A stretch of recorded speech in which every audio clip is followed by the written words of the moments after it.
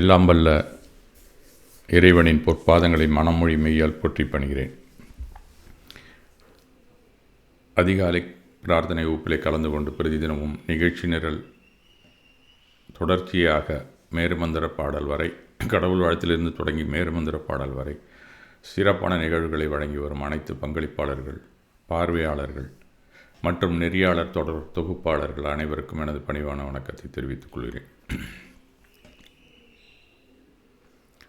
வாழ்க்கை என்பது ஒரு சுமையோ அல்லது தண்டனையோ அல்ல, அது இலக்கணமும் அல்ல. அந்த இலக்கணத்தில் வாழ்வது நமக்கு பிடிப்பதில்லை தானே. பெரும்பாலும் பலருக்கும் ஒரு இலக்கணத்தில் வாழணும்னா அப்பப்போ ஜம்ப் ஆகிட்டு தான் இருப்பாங்க. நாம் ஒரு சிக்கலை எதிர்கொள்ளும் போது கண்ணாடியின் முன்னின்று ஒரு முறை சிரியுங்கள், அந்த மகிழ்ச்சியே நம்மை உயிர்ப்பிடம் வைத்திருக்கிறது இல்லையா? இதில் இந்த விஷயத்தை ஒத்துக்கொள்ளாத மனிதர்களே இல்லை என்று சொல்லலாம். அப்போ பயம் வரும்போதும் ஏன் மரணத்தின் முன்னிலையில் கூட மகிழ்ச்சியாக இருப்பதற்கான ஒரு வாய்ப்பே வாழ்க்கை என்றும் கொள்ளலாம். அப்போ சிரிப்புங்கிறது ஒரு முக்கியமான ஒரு அம்சமாக வாழ்க்கையிலே நாம் காண்கிறோம். ஆனால் சம் எக்ஸ்டெண்ட் தான் அதில் போக முடியுது. ஒரு சின்ன வயசில் அந்த சிரிக்கிறது அப்படிங்கிறது அதிகமாக இருக்கும். போக போக சிரித்தால் தன்னுடைய தலைகுணம் குறைந்து விடுமே என்கின்ற ஒரு அச்சமும் நமக்கு வந்து விடுகிறது. அது வேடிக்கையாக தென்கட்சியார் கூட சொல்லுவார், சின்ன குழந்தையாக இருக்கும்போது அது முகத்தில் நீங்கள் கிளுகிழு போய் ஆட்டினீங்கன்னா விழுந்து விழுந்து சிரிக்கும். அதே வயசான ஒரு தாத்தா முகத்தில் போய் ஆட்டி பாருங்கள் எவ்வளோ கோவம் வரும்னு. இந்த இடைப்பட்ட காலத்தில் நமக்கு அறிவு வளர்ந்திருக்கிறதா, முதிர்ச்சி அடைந்திருக்கிறோமா, பக்குவம் வந்திருக்கிறதா அப்படிங்கிறத அந்த சிரிப்பை வைத்தே நாம் கண்டுபிடித்து கொள்ளலாம் என்று தான் சொல்லுவார். அது மாதிரி சிரிக்க தெரிந்த ஒரே உயிரினம் மனிதன்தான். சிரிப்பு மனிதர்களுக்கு மட்டுமே சாத்தியமானது. சிரிப்பு என்பது மன அழுத்தத்தை போக்கி உடல் மற்றும் மனதை புத்துணர்ச்சியுடன் வைக்கக்கூடிய ஒரு இயற்கையான உணர்வு வெளிப்பாடு. நன்றாகவே நமக்கு தெரியும். இருந்தாலும் ஆனால் அதை அடிக்கடி பயன்படுத்துறது. ஏன்னா சிரித்தா பைத்தியக்காரன் சொல்லிடுவான் அப்படின்னு ஒரு அச்சம். மகிழ்ச்சியான நேரத்தில் நாம் வெளிப்படுத்தும் உணர்வே சிரிப்பு. சிரிப்பு மட்டுமே வயது, பாலினம், நிறம், தேசம், இனம் எல்லாவற்றையும் கடந்து செல்லக்கூடியது. சிரிப்பினால் எளிதாக பிறரது இதயத்தை கவரவுமே முடியும். பிறந்த குழந்தை ஒரு நாளைக்கு 200 300 முறை சிரிக்கிறது அப்படின்னு தான் சொல்லப்படுகிறது. வளர வளர அந்த எண்ணிக்கை குறைந்து ஒரு நாளைக்கு 20 முறை தான் சிரிக்கிறது அப்படின்னு சொல்லப்படுகிறது. ஆனால் அதுலேயும் பல பெரியவர்கள் அப்படின்னு தன்னை சொல்லிக்கொள்பவர்கள், நாங்கள் ரொம்ப படிச்சிருக்கோம் அப்படின்னு நினைக்கிறவங்களாம் 10 முறை கூட சிரிக்கிறதில்ல. குழந்தைகள் அதிகமாக சிரிப்பதால் தான் அழகாக இருக்கிறார்கள். சில வினாடிகளில் எடுக்கப்படும் புகைப்படங்களை பார்த்தாலே அது எவ்வளோ சிரிப்பு அழகாக இருக்கிறது நம்ம பார்த்து தெரிந்து கொள்ளலாம். சிரிப்பை தமிழிலே பல வகையாக குறிப்பிடுவார்கள். இளநகை, குமின் சிரிப்பு, குறுநகை, இது மாதிரி சிறுநகை, செல்லச்சிரிப்பு, புன்முறுவல், முகிழ்நகை, மூரல் அப்படின்லாம் இலக்கியத்திலே குறிப்புகள் வருகின்றன. அந்தந்த பருவத்தில் யார் ஆணா பெண்ணா எப்படி சிரிக்கிறாங்க, இதுக்கெல்லாமே தனித்தனி வார்த்தைகள் தமிழிலே இருக்கின்றன. நாம் அன்றாட வாழ்க்கையில் கூட வெடிச்சிரிப்பு ரொம்ப அப்படியே உடனே வெடித்து சிரிப்பாங்க. சில பேர் பார்த்துருக்கலாம். நமட்டு சிரிப்பு, அந்த மாதிரி வெடி சிரிப்பு இருக்கிறவங்கள நீங்கள் எவ்வளோ கூட்டத்துலேயும் கட்டுப்படுத்தவும் முடியாது. நமட்டு சிரிப்பு இதுதான் ரொம்ப படித்தவங்க அப்படின்னு காமிச்சிக்கிறதுக்கு. விஷமச்சிரிப்பு, விரக்தி சிரிப்பு. அந்த விரக்தி சிரிப்புங்கிறது ரொம்ப சோகமாக இருக்கிறவங்க, பெரும்பாலும் கொஞ்சம் துறவரத்தில் இருக்கிறவங்க கூட அது மாதிரி தான் சிரிக்கிறாங்க. அது ஏன்னு தெரில. வேதனை சிரிப்பு, ஆணவ சிரிப்பு, இது ரொம்ப பிடிச்சிருக்கு டாப் லெவலில் இருக்கிறவங்களுக்கெல்லாம். ஏளனச்சிரிப்பு அப்படிங்கிறது பிறரை கண்டு அவங்க தன்னுடைய ஆணவத்தை வெளிப்படுத்துகிறது தான் ஏளனச்சிரிப்பு அப்படின்னு சொல்லப்படுகிறது. இந்த மாதிரி சிரிப்பு பல வகையில் இருந்தாலும் அந்த சிரிப்பின் இலக்கணத்தின் வழியே நாம் பிரார்த்தனை செய்ய முடியும் அப்படிங்கிற ஒரு உண்மையையும், அந்த சிரிப்பின் வழியே நாம் தியானம் கூட செய்ய முடியும், அந்த சிரிப்பே ஒரு போதனையாகவும் இருக்கும் அப்படின்னு நிரூபித்த 3 சிரிக்கும் துறவிகளை பற்றி நாம் இன்று பார்ப்போம்.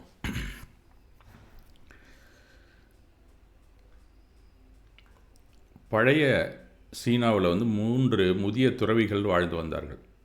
இது பரம்பரையாக சொல்லப்படும் ஒரு பழைய கதை.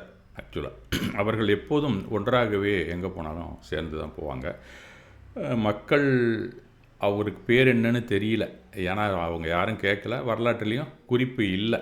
2வது, தங்கள் பெயர்களை அவர்கள் வெளியிடவும் துணியவும் இல்லை, அவர்களுக்கு பிடிக்கவும் இல்லை. இது என்ன பேரெலாம் வச்சு என்ன ஆக போகுது அப்படிங்கிறது மாதிரி இருக்கக்கூடிய 3 துறவிகள் அவங்க. அவங்கள 3 சிரிக்கும் துறவிகள் அப்படின்னு தான் எல்லாருமே சொல்ல ஆரம்பித்தாங்க. லாஃபிங் மாங்க் அப்படின்னே பேர் அவங்க 3 பேருக்கும். இந்த மூவரும் சீனாவில் மண் பாதைகளிலே, அந்த காலத்தில் புழுதி படிஞ்சாப்பில் இருக்கும். இப்போலாம் தார் ரோடு போட்டிருக்கும், மெட்டல் ரோடெலாம் வந்துடுச்சு, பிளாஸ்டிக் ரோடு கூட இருக்குது. அந்த மாதிரி இல்லாமல் ரொம்ப பழைய காலத்தில் இந்த மண் ரோட்டில் காரில் மண் இருந்தால் கூட அவங்க பாட்டு கிராமம் கிராமமாக, நகரம் நகரமாக நடந்து சென்று பயணம் செய்தார்கள். அவர்கள் ஒருபோதும் பிரசங்கமே செய்வதில்லை, தத்துவங்களை விளக்குவதும் இல்லை. மதம், ஞானம், வாழ்க்கை பற்றிய வார்த்தைகளை அவர்கள் உபயோகித்ததே இல்லை. ஏன், அவர்கள் பேசியது கூட இல்லை. அவர்கள் செய்தது ஒன்றே ஒன்று, சிரிப்பு மட்டுமே. அதனால் அவர்களை மற்ற துறவிகளிடமிருந்து முற்றிலும் வேறுபடுத்தி காட்டியது அவர்களுடைய வாழும் முறை. இந்த கிராமத்தில் நுழைஞ்சோடனே நேராக அந்த கிராமத்தின் மைய சதுக்கத்தில் போய் நிற்பாங்க. அவங்க ஸ்ட்ரைட்டாக எந்த ஒரு இடத்துக்கு போனாலும் அவங்க சிரிச்சுக்கிட்டு போனோன்னே, போகும்போதே சிரிச்சிட்டு போவாங்க. அந்த ஒரு கிராமத்தில் என்ட்ரி ஆனோன்னே எது மெயினான ஒரு இடமோ அங்கே போய் நின்று விடுவார்கள். அங்கே போய் நின்றுட்டு மெதுவாக சிரிக்க தொடங்குவார்கள். அது ஆரம்பத்தில் ரொம்ப குறைச்சலான வால்யூமாக இருக்கும். அப்புறம் போக போக ரொம்பவும் சத்தமாக சிரிப்பார்கள். இது சத்தமாக சிரிக்கிறதுல கொஞ்சம் கூட போலித்தனமே இருப்பதில்லை அப்படிங்கிறது தான் முக்கியம். மென்மையான சிரிப்பு, இயற்கையான சிரிப்பு அப்படின்னு தான் எல்லோருமே அவர்களை சொல்லுகிறார்கள். அதனால் அது மற்றவங்களுக்கும் தானாகவே தொற்றிக்கொள்ளும் சிரிப்பாகவே இருந்தது அப்படின்னு சொல்கிறாங்க. அருகில் சென்றவர்கள் போய் நிற்பாங்களாம் கொஞ்ச நேரம். ஒருத்தன் புன்னகைத்தால் என்ன செய்யும், மற்றொருவன் இன்னொருத்தனும் சிரிக்க ஆரம்பிச்சிடுவான். முதல்ல யார் ஸ்டார்ட் பண்ணுறது அவங்க கூட இருக்கும்போது அப்படின்னு யோசிப்பான். அதுக்கப்புறம் பார்த்திங்கன்னா ஒவ்வொருத்தராக அந்த கிராமத்தில் சிரிக்க ஆரம்பிச்சுட்டுவாங்க. இது மாதிரி ஒரு முக்கிய சதுக்கத்தில் நின்று கொண்டு இவர்கள் சிரிக்கும்போது ஆரம்பத்தில் வேடிக்கை பார்க்க வந்தவங்களாம் கொஞ்சம் கொஞ்சமாக இவங்கள பார்த்து சிரிக்க ஆரம்பிச்சிடுவாங்க. அவ்வளோ நேரம் அவங்க சிரிச்சிட்டு இருப்பாங்களாம். விவசாயிகள் சிரிப்பார்கள், வணிகர்கள் சிரிப்பார்கள், குழந்தைகள் சிரிப்பார்கள், முதியவர்கள் கூட சிரிப்பார்கள் அப்படின்ட்டு தான் சொல்லப்படுகிறது. ஏன்னா இவங்க அந்த வயசில் கிளுகிளுப்பிலையை ஆட்டியிருப்பாங்க போல இருக்கு. ஒரு வேளை அந்த கிராமமே ஒரே சிரிப்பு கடலாக மாறிவிடும். எல்லாருமே விழுந்து விழுந்து சிரிச்சிட்டு இருப்பாங்களாம் அவங்க அங்கே இருக்கிற நேரம் வரைக்கும். இதுதான் அவங்களுடைய டீச்சிங். முழு கிராமமும் சிரிப்பில் மூழ்கியதை பார்த்தது 3 துறவிகள் எந்த வார்த்தையும் பேசாமல் அமைதியாக அங்கிருந்து நகர்ந்து சென்று விடுவார்கள். அவ்வளோதான். அவ்வளவு பேரும் எவ்வளோ சுமையாக இருந்தானோ அத்தனையுமே கீழே இறக்கி வைத்ததை போன்ற ஒரு உணர்வு அந்த கிராமத்துக்குமே இருக்குமா. ஏன்னா எவ்வளோ கஷ்டத்தில் இருப்பான், பரபரப்பாக இருப்பான், பதைபதைப்போடு ஏதோ ஒரு காரியத்தை செய்து கொண்டு இருப்பான். இவர்களை பார்த்தாலே நிறுத்தி விட்டு கொஞ்சம் நேரம் சிரிச்சிட்டு தான் அவங்க வாழ்க்கையை அடுத்ததாக துவங்குவார்கள். அது புத்துணர்ச்சியோடு புதிய வாழ்க்கையை துவங்கியது போல இருக்கும் அப்படின்னு தான் தன்னுடைய அனுபவத்தை பலரும் வெளிப்படுத்துகிறார்கள். அவர்களின் சிரிப்பை அவர்களின் பிரார்த்தனை அப்படின்னு தான் சொல்லுகிறார்கள். அவர்களின் சிரிப்பே அவர்களின் போதனை என்று சொல்கிறார்கள். இப்படியே பல ஆண்டுகள் கழிந்து கொண்டே இருந்தன. ஒவ்வொரு ஊராக போக ஆரம்பித்தாங்க. ஒவ்வொரு கிராமமாக நடந்து தான் போவாங்க. இந்த மாதிரி போகும்போது ஒரு நாள் ஒரு கிராமத்துக்கு போயிட்டுருக்கும்போது இவங்க 3 பேரும் தனியாக நின்று சிரிச்சிட்டு திரும்ப அந்த கிராமத்துக்கு உள்ளே போகிறாங்க. கிராமத்துக்குள்ளே போகும்போது அதில் 3 பேரில் ஒருவர் அவங்களோட ஆயுள் முடிந்து இறந்து விடுகிறார். அந்த 3 பேரில் ஒருத்தர் மட்டும் இறந்து போய் விடுகிறார். கிராம மக்கள் அதிர்ச்சி அடைந்தார்கள். ஏன்னா திடீர்னு வருவாங்க, ஜாலியாக சிரிப்பாங்க, திடீர்னு ஒருத்தர் செத்து போயிட்டாரு அப்படின்னு சொல்லி எல்லாருக்குமே அதிர்ச்சி. உடனே ஐயோ செத்துட்டாங்களே அப்படின்னு சொல்லிட்டு எல்லோரும் கிட்டக்க போய் பார்க்கலாங்கிற நேரத்தில் அப்போது மற்ற 2 துறவிகளும் என்ன செய்வாங்க, கண்டிப்பாக இப்போ சிரிக்க மாட்டாங்க அப்படின்னு அவங்க எதிர்பார்த்தாங்க. ஆனால் அவர்கள் மீண்டும் அவர்கள் சிரிப்பை துவக்கி விட்டார்கள்.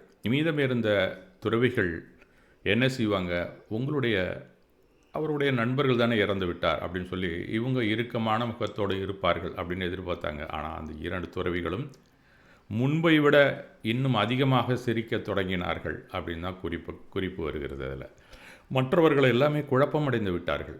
சிலருக்கு கோபம் கூட வருகிறது. என்னையா அது, கூட வந்த ஒரு ஆள் செத்து போயிருக்கான், நீங்கள் பார்த்து சிரிச்சிட்டு இருக்கியா அப்படின்னு சொல்லி. சின்ன குழந்தைங்க சிரிக்குது, சில பேர் சிரிக்கிறாங்க. எல்லாரும் எரிச்சலாகி ஒருத்தன் கிட்டக்க வந்து கேட்குறான், உங்கள் நண்பர் இறந்து விட்டார், நீங்கள் ஏன் சிரிக்கிறீர்கள் அப்படின்னு கோபமாக ஒருத்தர் வந்து கேட்குறார்.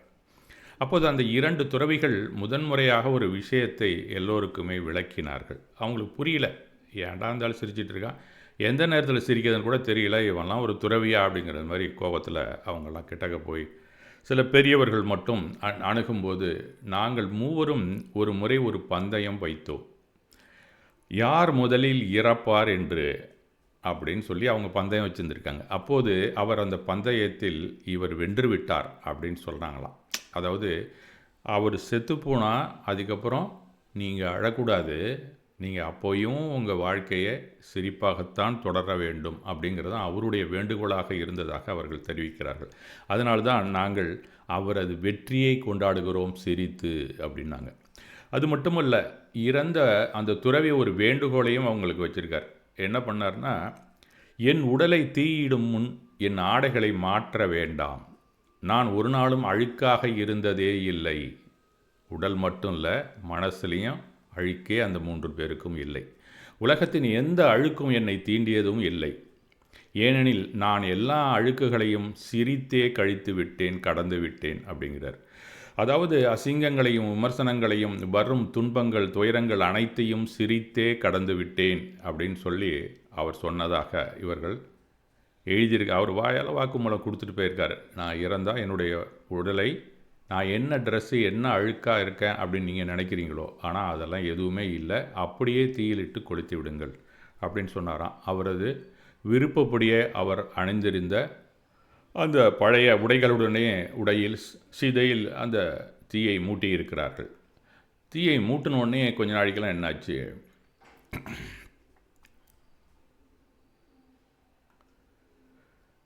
திடீரென வானத்திலே நூற்றுக்கணக்கான வண்ணங்களில் வான வேடிக்கைகள் வெடித்தன. இறந்த துறவி ரகசியமாக தன் ஆடைக்குள் பட்டாசுகளை ஒளித்து வைத்திருந்தார். அதை பார்த்த கிராம மக்கள் கண்ணீர் மல்க கொஞ்சம் கொஞ்சமாக திரிக்க தொடங்கினர். எல்லோருமே மரணம் பற்றிய பயத்திலிருந்து மீளத் தொடங்கினார்கள். சந்தோஷமாக ஏற்பதே சரியான நிலை எந்த ஒரு சூழ்நிலையையும் என்று அவர்கள் புரிந்து கொண்டார்கள் அப்படிங்கிறது மாதிரி அந்த வாழ்க்கையின் முடிவில், அந்த கதையின் முடிவிலே தெரிவித்திருக்கிறார்கள். அவர்கள் என்ன சொல்கிறாங்கன்னா, எப்போ நான் சாக போகிறேன் அப்படிங்கிறது கூட அந்த துறவிக்கு தெரிஞ்சிருக்கு, அதனால தான் அந்த பட்டாசுகளை கூட மடியிலே கட்டி கொண்டு வந்திருக்கிறார் அவர் அப்படிங்கிறது தான் அந்த கதையில் குறிப்பிருக்கிறது. அந்த அளவுக்கு தன்னுடைய சாவை நோக்கி செல்லும்போது கூட அதை வரவேற்ற ஒரு ஞானி தான் அந்த சிரித்து கொண்டிருந்த அந்த 3 துறவிகளிலே ஒருவர். வாழ்க்கை என்பது துன்பத்திற்காகவோ துக்கத்திற்காகவோ அல்ல, வாழ்க்கை என்பது மகிழ்ச்சிக்காக என்பதை புரிந்து கொண்டார்கள். அப்போது தான் அங்கே சுற்றி இருக்கிறவங்களாம் தெரிஞ்சு கொண்டார்கள். சிரிப்பு தான் ஆழமான ஒரு ஆன்மீக போதனை அப்படிங்கிறதையும் இந்த கதை நமக்கு எடுத்து கூறுகிறது அப்படின்னு சொல்லப்படுகிறது. அப்படின்னா சில நேரங்களில் ஒரு வார்த்தையும் பேசாமல் ஒரு சிரிப்பே உலகத்தை மாற்றிவிடும் என்பதை நாம் புரிந்து கொள்ளலாம். சிரித்தாலே போதும், பல இறுக்கங்கள் நமக்கு உள்ளுக்குள்ள இருக்கிற சுமைகள் எல்லாமே கீழே இறக்கி வைத்திருப்போம். அதற்கு முன்னாள் நாம் அழுது கொண்டிருந்தால் கூட அதிலேருந்து வெளியிலே வந்து விடுவோம் அப்படிங்கிற உண்மையை எல்லாருக்கும் அவர்கள் அவ்வப்போது தெரிவித்து கொண்டு தான் வந்திருக்கிறார்கள் அப்படிங்கிறது தான் இந்த கதையின் மூலமாக நாம் தெரிந்து கொள்வது. இதில் என்னங்க இருக்குது, சிரிக்கிறதுல எல்லாருக்கும் இருக்குது, இருந்தாலும் சில கடினமான தத்துவங்களெல்லாம் என்ன சொல்லுது, சிரிக்கவே கூடாது, மூஞ்சை இறுக்கமாக வச்சுக்கிட்டாதான் நீங்கள் ஆன்மீக பாதையிலே செல்லுகிறீர்கள் அப்படிங்கிறது மாதிரியும் சொல்லப்படுகிறது. ஆனால் அந்த சம்யக்துவம் அப்படிங்கிறது கூட சிரிப்பின் மூலமும் மோட்சத்தின் வழியாகவும் கொள்ளலாம் அப்படின்னும் சில துறவிகள் சம்மணத்தில் கூட குறிப்பிட்டிருக்கிறார்கள். இந்த எளிமையான ஜைன தர்மத்தின் முழு சாரமும் இந்த கதையிலே அடங்கியிருக்கிறது என்று தான் நாம் சொல்ல வேண்டும். நாம் பல நேரங்களில் ஆன்மீகம் என்றால் கடினம், கட்டுப்பாடு, கடுமை அப்படின்னு தான் நம்ம நினைக்கிறோம். முகத்தில் சிரிப்பு இல்லை என்றால் தான் வைராக்கியம் என்று கூட நாம் கற்றுக்கொண்டிருக்கிறோம். சமநிலை அப்படிங்கிறது கண்டிப்பாக உங்கள் உள்ளத்தில் சமநிலை வர வேண்டும் என்றால் நீங்கள் கண்டிப்பாக ஒரு சிரிக்கணும். அப்படி இல்லை அமைதியாக இருந்தால் கூட அது சமநிலை ஆகாது. நீங்கள் சிரிக்க ஆரம்பித்தா தான் மனதே சமநிலைக்கு வந்தால் என்ன ஆகும், எல்லா சுமையும் இறக்கி வைக்கப்பட்டிருப்போம். நல்லதோ கெட்டதோ, நமக்கு பிடித்ததோ பிடிக்காததோ, சுமையோ சுலபமானதோ எல்லாமே எங்கே சென்றது என்று அந்த நேரத்தில் நமக்கு தெரியாது. ஆக துன்பத்தில் ஆழும்போது சமநிலையற்ற நிலை உருவாகும். அந்த துன்பம் கூட அப்போது விலகி இருக்கும்.